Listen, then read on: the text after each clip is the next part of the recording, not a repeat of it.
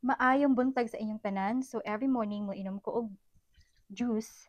And this is my anti-anemia juice. So kung kinsa to ang wala ka balo kung unsa ang sintomas sa mga anemia, luyahon, lusparon kita luspad ko no. Tapos mapansin ako sa una high school pa ko, I remember nga feeling drained, wala ko'y energy niya. Ang akong kalimutaw putla, oo pati ang akong lips putla na siya. So I search and then beets is good para sa may mga anemia, high blood, and everything, I think. So that's why I love juicing. Tapos ako nang gibiyaan ang pag-inom og mga soft drinks, tanan nga mga energy drinks nga imong mapalit sa store. So siguro na ay mga juices, may naana, mga apple juice, pwede.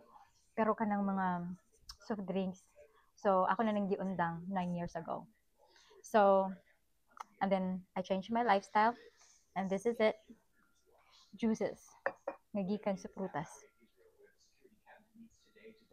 I don't like it, dili ko ganahan, but I know that's good for me. Hala, inom. Kini asiya is naa siya beets, carrots, ginger, lime, and apple.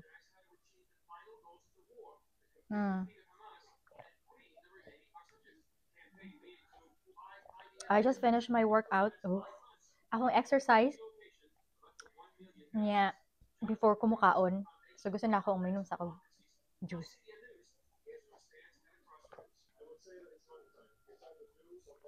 Amping mo tanan. That's it.